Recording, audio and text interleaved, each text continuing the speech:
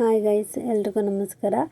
ನಾನಿವತ್ತು ಮಾಡ್ತಾಯಿದ್ದೀನಿ chicken drum stick fry, ಅಂದರೆ ಚಿಕನ್ ಜೊತೆಗೆ ನುಗ್ಗೆಕಾಯಿ ಕೂಡ ಹಾಕಿದ್ದೀನಿ. ಹೇಗಿರುತ್ತೆ ಅಂತ ನೀವು ಒಂದ್ಸತಿ ಟ್ರೈ ಮಾಡಿ ಹೇಗೆ ಮಾಡೋದು ಅಂತ ಈ ವಿಡಿಯೋದಲ್ಲಿ ನೋಡೋಣ ಬನ್ನಿ. ನುಗ್ಗೆಕಾಯಿ ಕೂಡ ಸ್ಮೂತಾಗಿ ಬೆಂದಿರುತ್ತೆ. ಇವಾಗ ಇದಕ್ಕೆ ಬೇಕಾಗಿರೋ ಐಟಮು: ತುಪ್ಪ 1/4 ಸ್ಪೂನಷ್ಟು, ಹಾಗೆ ಎಣ್ಣೆ ಒಂದು ಅರ್ಧ ಗ್ಲಾಸಷ್ಟು, 2 ಟೊಮೊಟೊ ಮೀಡಿಯಮ್ ಸೈಜ್ದು. ಇವಾಗ ಇದೆಲ್ಲ ಫ್ರೈ ಮಾಡ್ಕೊಳಕ್ಕೆ ಧನಿಯಾ ಕಾಳು ಒಂದು 3 ರಿಂದ 4 ಸ್ಪೂನು, ಹಾಗೆ ರೆಡ್ ಚಿಲ್ಲಿ, ಇದು ಖಾರ ಇರಲ್ಲ, ಬರೀ ಕಲರ್ಗೆ ಮಾತ್ರ, ಒಂದು 7-8 ತಗೊಂಡಿದ್ದೀನಿ. ಒಂದು ಬಿರಿಯಾನಿ ಎಲೆ, ಹಾಗೆ ಲವಂಗ ಒಂದು 10, ಏಲಕ್ಕಿ ಒಂದು, ಚಕ್ಕೆ ಒಂದು ಅರ್ಧ ಇಂಚಷ್ಟು, ಆಮೇಲೆ ಅನಾನಸ್ ಹೂವು ನೋಡಿ ಈ ಥರ ಇರುತ್ತೆ. ನಾನು ಇದು ಫುಲ್ ಹಾಕೊಳಲ್ಲ, ಒಂದು ಸ್ವಲ್ಪ ಅದರಲ್ಲಿ ಒಂದು ತುಂಡು ಮಾತ್ರ ಮುರ್ಕೊಂಡಿರ್ತೀನಿ, ಯಾಕಂದರೆ ಅದು ಫ್ಲೇವರ್ ಜಾಸ್ತಿ ಅದಕ್ಕೇ. ಹಾಗೆ ಕಾಳು ಮೆಣಸು 1 ಸ್ಪೂನು, ಜೀರಿಗೆ 2 ಸ್ಪೂನು, ಧನಿಯಾ ಕಾಳು 3 ರಿಂದ 4 ಸ್ಪೂನ್. ಇವಾಗ ಒಗ್ಗರಣೆಗೆ ಚಿಕ್ಕದಾಗಿ ಹೆಚ್ಚಿರುವಂಥ ಈರುಳ್ಳಿ, ಹಾಗೆ ಶುಂಠಿ ಬೆಳ್ಳುಳ್ಳಿ ಪೇಸ್ಟ್, ಉಪ್ಪು, ಅರಿಶಿನ ಪುಡಿ, ರೆಡ್ ಚಿಲ್ಲಿ ಒಂದು 2 ಸ್ಪೂನಷ್ಟು. ಇವಾಗ ಚಿಕನ್ ತೊಗೊಂಡಿದ್ದೀನಿ, 1/4 ಕೆ ಜಿ ಚಿಕನ್ಗೆ ಒಂದು 400 ಗ್ರಾಮಷ್ಟು ನುಗ್ಗೆಕಾಯಿನ ತೊಗೊಂಡಿದ್ದೀನಿ. ಇದು ಚಿಕ್ಕದಾಗಿ ಕಟ್ ಮಾಡಿರೋದು. ನನ್ನ ಮಗಳು, ಅವಳಿನ ಚಿಕ್ಕವಳು, ಬೇಡ ಅಂದರೂ ಕೂಡ ಏನೋ ಕಟ್ ಮಾಡಿದ್ಲು. ಆಮೇಲೆ ಇನ್ನೊಂದು ಸ್ವಲ್ಪ ನಾನೇ ಕಟ್ ಮಾಡಿದೆ ವಿಡಿಯೋಗೋಸ್ಕರ. ಇವಾಗ ಅವೆಲ್ಲ ಫ್ರೈ ಮಾಡ್ಕೋಬೇಕು. ಏನೇನು ಅಂತ ನೋಡೋಣ.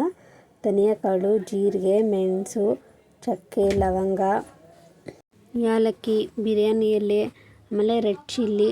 ಇದು ಖಾರ ಇರಲ್ಲ, ನೋಡ್ಕೊಂಡು ಹಾಕೊಳ್ಳಿ. ನಾನು ಜಸ್ಟ್ ಕಲರ್ಗೆ ಮಾತ್ರ ಒಂದು 6 ರಿಂದ 7 ಹಾಕ್ಕೊಂಡಿದ್ದೀನಿ, ಯಾಕಂದರೆ ಚಿಲ್ಲಿ ಪೌಡ್ರು ಯೂಸ್ ಮಾಡ್ತೀನಲ್ಲ ಅದಕ್ಕೇ. ಆಮೇಲೆ ಇದೇ ಚಿಕನ್ನಿಗೆ ಮೇನ್ ಮಸಾಲೆ ಬೇಕಾಗಿರೋದು. ಇದು ಫ್ರೈ ಮಾಡ್ತಾ ಸೀದ್ಸಿದ್ರೆ ಸ್ವಲ್ಪನೂ ಚೆನ್ನಾಗಿರಲ್ಲ, ಅದಕ್ಕೆ ಸಣ್ಣ ಉರಿಲಿ ಇದನ್ನು ಫ್ರೈ ಮಾಡಿಕೊಂಡ್ರೆ ಸಾಕು. 1-2 ನಿಮಿಷ ಫ್ರೈ ಮಾಡಿ.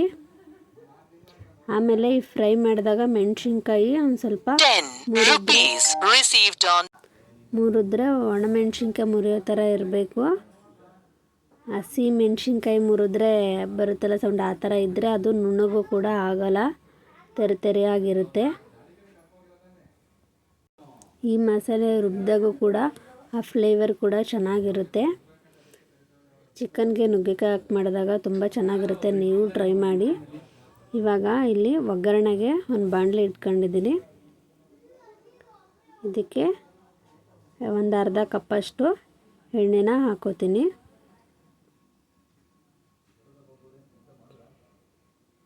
ಎಣ್ಣೆ ಸ್ವಲ್ಪ ಬಿಸಿ ಆದಮೇಲೆ ಈರುಳ್ಳಿನ ಒಂದೆರಡು ಮೀಡಿಯಮ್ ಸೈಜಷ್ಟು ಈರುಳ್ಳಿ ಕಟ್ ಮಾಡಿಬಿಟ್ಟು ಹಾಕೋಬೇಕು.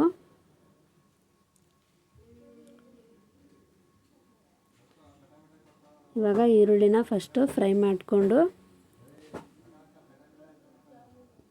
ಇದಕ್ಕೆ ಅರ್ಧ ಗಂಟೆ ಮುಂಚೆನೇ ಚಿಕನ್ನ ನಾವು ಮ್ಯಾರಿನೇಟ್ ಮಾಡಿಕೊಂಡು ಇಟ್ಕೋಬೇಕು, ಇಲ್ಲಾಂದರೆ ಚಿಕನ್ನು ಸಾಫ್ಟ್ ಆಗಲ್ಲ. ಈಗ ಚಿಕನ್ಗೆ ನಾನು ಇಲ್ಲಿ ಉಪ್ಪು, ಅರಿಶಿನ ಪುಡಿ, ಆಮೇಲೆ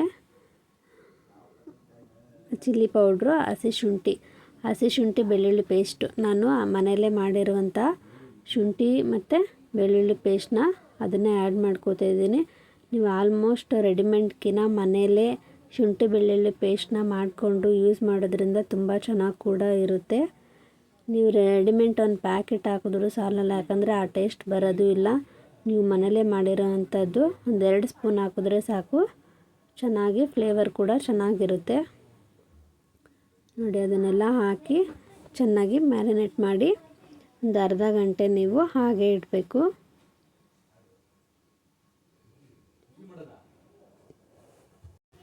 ನನ್ನ ವಿಡಿಯೋ ಯಾರೆಲ್ಲ ನೋಡ್ತಿದ್ದೀರೋ ಅವ್ರಿಗೆಲ್ಲ ತುಂಬ ಧನ್ಯವಾದಗಳು. ಹಾಗೆ ನನ್ನ ಚಾನಲ್ ಯಾರ್ಯಾರು ಸಬ್ಸ್ಕ್ರೈಬ್ ಮಾಡ್ಕೊಂಡಿಲ್ಲ ಅವರೆಲ್ಲ ಸಬ್ಸ್ಕ್ರೈಬ್ ಮಾಡ್ಕೊಳ್ಳಿ ಅಂತ ಹೇಳ್ತಾ, ಇವಾಗ ನೆಕ್ಸ್ಟು ಈರುಳ್ಳಿನ ಫ್ರೈ ಆಗಿತ್ತು ಅಲ್ವಾ, ನಾವು ಚಿಕನ್ನ ಮ್ಯಾರಿನೇಟ್ ಮಾಡ್ಕೊಂಡು ಇಟ್ಕೊಂಡಿದ್ವಲ್ಲ ಅದನ್ನು ಇದಕ್ಕೆ ಆ್ಯಡ್ ಮಾಡ್ತಾಯಿದ್ದೀನಿ.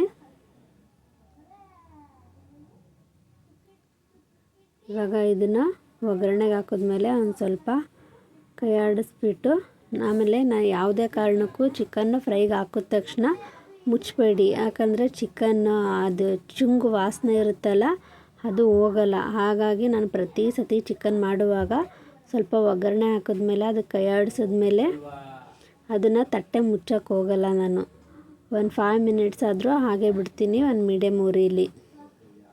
ಆವಾಗಲೇ ಅದು ಚುಂಗನ ಅದು ವಾಸನೆ, ಚಿಕನ್ದು ವಾಸನೆ ಎಲ್ಲ ಹೋಗೋದು. ನಾನಿಲ್ಲಿ ಒಂದು 3/4 kg ಅಷ್ಟು ಚಿಕನ್ನ ತೊಗೊಂಡಿದ್ದೀನಿ. ಅದಕ್ಕೆ ಎಷ್ಟು ಬೇಕು ಐಟಮ್ ಅಷ್ಟು ಮಾತ್ರ ತೋರಿಸಿದ್ದೀನಿ. ನೀವು ಅಡುಗೆ ಚಿಕನ್ ಎಷ್ಟಿರುತ್ತೆ ಅದು ನೋಡಿಕೊಂಡು ಐಟಮ್ ಕೂಡ ಅಷ್ಟೇ ತಗೋಬೇಕಾಗುತ್ತೆ. ನಾನಿಲ್ಲಿ 3/4 kg ಚಿಕನ್ಗೆ ಒಂದು 400 ಗ್ರಾಮ್ ಅಷ್ಟು ನುಗ್ಗೆಕಾಯಿನ ತೊಗೊಂಡಿದ್ದೀನಿ. ಇವಾಗ ಚಿಕನ್ ಜೊತೆಗೇ ನುಗ್ಗೆಕಾಯಿ ಕೂಡ ಹಾಕಬೇಕು, ಯಾಕಂದರೆ ಅದನ್ನು ಬೇಯಬೇಕು. ನಾನು ಸಪ್ರೇಟ್ ಬೇಯಿಸ್ಕೊತಾ ಇಲ್ಲ, ಚಿಕನ್ ಜೊತೆಗೆ ಹಾಕಿಬಿಟ್ಟು ಬೇಯಿಸ್ಕೊತೀನಿ. ಆಮೇಲೆ ನಾನು ಚಿಕನ್ಗೆ ಮಾತ್ರ ಎಷ್ಟು ಬೇಕೋ ಅಷ್ಟು ಮಾತ್ರ ಉಪ್ಪನ್ನ ತೋರಿಸಿದ್ದೆ. ಇವಾಗ ನುಗ್ಗೆಕಾಯಿಗೆ ಎಷ್ಟು ಬೇಕು, 1.5 ಸ್ಪೂನಷ್ಟು ನುಗ್ಗೆಕಾಯಿಗೆ ಬೇಕು ಉಪ್ಪು. ನಾನಿವಾಗ ನುಗ್ಗೆಕಾಯಿ ಜೊತೆಗೆ ಉಪ್ಪು ಕೂಡ ಆ್ಯಡ್ ಮಾಡ್ಕೋತಾ ಇದ್ದೀನಿ.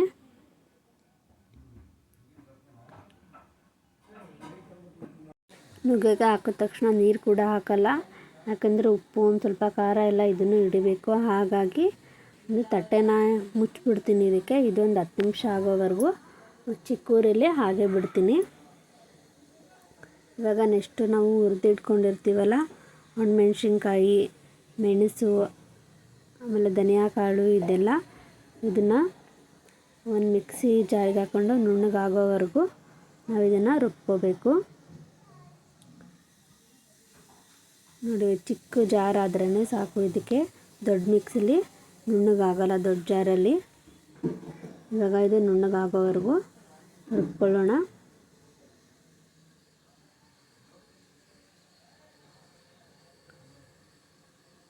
ನೋಡಿ, ಇದು ಹುರಿದಿರೋದೆಲ್ಲ ಮುಚ್ಚುಳ್ಕ ತೆಗೆದ ತಕ್ಷಣ ಫ್ಲೇವರ್ ಎಷ್ಟು ಚೆನ್ನಾಗಿರುತ್ತೆ ಅಂದರೆ ನೀವು ಮಾಡಬೇಕು, ಮಾಡಿ ಒಂದು ಸತಿ ಟ್ರೈ ಮಾಡಿ. ಆಮೇಲೆ ನನಗೆ ಕಮೆಂಟ್ ಬಾಕ್ಸಲ್ಲಿ ಹೇಗಿತ್ತು ಅಂತ ನೀವು ಟ್ರೈ ಮಾಡಿ ಹೇಳಿ. ನೋಡಿ, ಒಂದು 10 ನಿಮಿಷ ಆದಮೇಲೆ ಆ ನೀರಿನ ಅಂಶ, ಚಿಕನ್ ಮತ್ತು ನುಗ್ಗೆಕಾಯಲ್ಲಿರುವ ನೀರಿನ ಅಂಶ ಎಲ್ಲ ಬಿಟ್ಟಿರುತ್ತೆ. ಆಲ್ರೆಡಿ ಇಲ್ಲಿ ಅರ್ಧ ನುಗ್ಗೆಕಾಯಿ ಬೆಂದಿದೆ.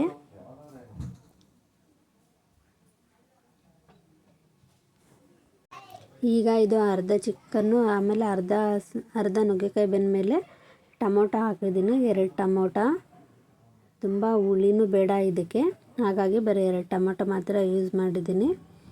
ಆಮೇಲೆ ನಾವು ರುಬ್ಬಿಟ್ಕೊಂಡಿರ್ತೀವಲ್ಲ, ಪೌಡ್ರ್ ಮಾಡಿಟ್ಕೊಂಡಿರ್ತೀವಲ್ಲ, ಅದನ್ನು ನಾನು ಇದಕ್ಕೆ 2 ಸ್ಪೂನಷ್ಟು ಹಾಕ್ತಾಯಿದ್ದೀನಿ. ಇದು ನಾನು ಫುಲ್ ಡ್ರೈ ಮಾಡ್ತಾಯಿದ್ದೀನಿ, ಯಾವುದೇ ಥರ ಗೊಜ್ಜು ಆ ಥರ ಮಾಡ್ತಾಯಿಲ್ಲ. ಯಾಕಂದರೆ ಇದು ಗೊಜ್ಜಿನ ಡ್ರೈ ಆದ್ರೇ ತುಂಬ ಟೇಸ್ಟಿಯಾಗಿ ಕೂಡ ಇರುತ್ತೆ. ಆಮೇಲೆ ನಾನಿಲ್ಲಿ ಅರ್ಧ ನುಗ್ಗೆಕಾಯಿ ಎಲ್ಲ ಬೆಂದಮೇಲೆ ಯಾಕೆ ಹಾಕ್ತಾಯಿದ್ದೀನಿ ಅಂದರೆ ಅದು ಟೇಸ್ಟ್ ಹಿಡಿಬೇಕು, ಆ ಮಸಾಲೆನೇ ಮೇನ್ ಇದಕ್ಕೆ.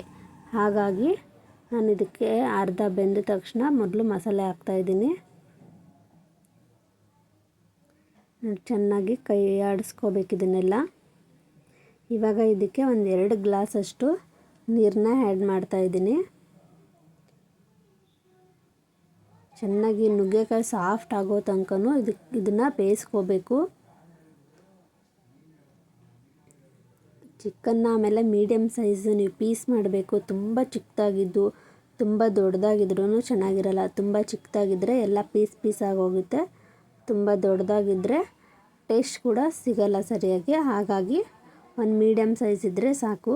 ನಾನಿಲ್ಲಿ 2 ಗ್ಲಾಸಷ್ಟು ನೀರು ಹಾಕಿ ಇವಾಗ ಇದನ್ನು ತಟ್ಟೆ ಮುಚ್ತೀನಿ. ಚೆನ್ನಾಗಿ ಕುದಿಬೇಕು ಇವಾಗ ಇದನ್ನು. ಹಾಗೆ ನಿಮಗೆ ವೆಜ್ಜು ಅಥವಾ ನಾನ್ ವೆಜ್ಜು ಯಾವುದೇ ರೆಸಿಪಿ ಬೇಕಾದರೆ ನನಗೆ ಕಮೆಂಟ್ ಬಾಕ್ಸಲ್ಲಿ ತಿಳಿಸಿ, ನಾನು ವಿಡಿಯೋನ ಶೇರ್ ಮಾಡೋಕ್ಕೆ ಟ್ರೈ ಮಾಡ್ತೀನಿ. ಆದಷ್ಟು ವಿಡಿಯೋನ ಅಪ್ಲೋಡ್ ಕೂಡ ಮಾಡ್ತೀನಿ. ಇವಾಗ ನೀರೆಲ್ಲ ಕಡೆ ಹಿಂಗೋಗಿದೆ ನೋಡಿ. ಆಲ್ರೆಡಿ ಚಿಕನ್ನು ಆಮೇಲೆ ನುಗ್ಗೆಕಾಯಿ ಎಲ್ಲ ಬೆಂದಿದೆ.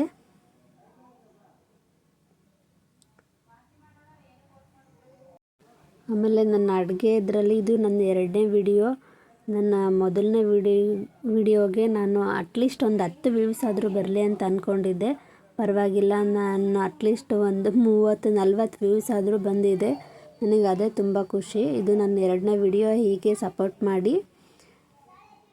ಏನಾದರೂ ಎಲ್ಲಾದರೂ ತಪ್ಪಾಗಿದ್ದರೆ ಇನ್ನು ಒಂದು ವಿಡಿಯೋದಲ್ಲಿ ಅದು ಕೂಡ ಸರಿ ಮಾಡ್ಕೋತೀನಿ ನಾನು.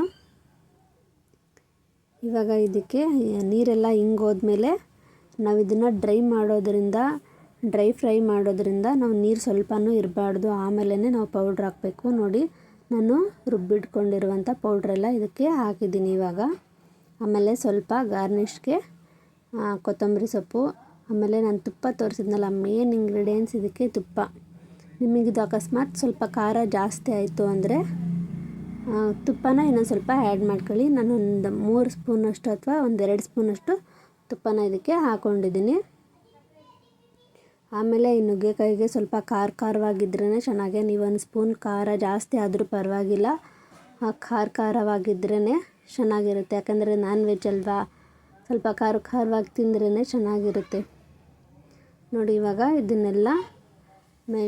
ಇದೆಲ್ಲ ಆಯಿತು. ಇವಾಗ ಮಸಾಲೆ ಎಲ್ಲ ಕಲಸಾಯಿತು. ಇವಾಗ ನಾನು ಒಂದು ಪ್ಲೇಟ್ಗೆ ಸರ್ವ್ ಮಾಡ್ಕೋತೀನಿ. ಈ ವಿಡಿಯೋ ಬಗ್ಗೆ ಏನು ಅನ್ನಿಸ್ತು ಅಂತ ನೀವು ಕಮೆಂಟ್ ಮೂಲಕ ನನಗೆ ತಿಳಿಸಿ. ಹಾಗೆ ಈ ರೆಸಿಪಿನ ನೀವು ಟ್ರೈ ಮಾಡಿ ನನಗೆ ತಿಳಿಸಿದರೆ ಇನ್ನೂ ತುಂಬ ಒಳ್ಳೆಯದು.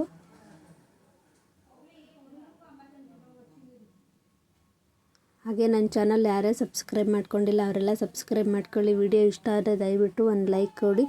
ಹಾಗೆ ಆದಷ್ಟು ವಿಡಿಯೋನ ಶೇರ್ ಮಾಡಿ. ನೋಡಿ, ಗಾರ್ನಿಷ್ಗೆ ನನ್ನ ಮಗಳು ಈರುಳ್ಳಿ ಕೂಡ ಹಾಕಿದ್ದಾಳೆ.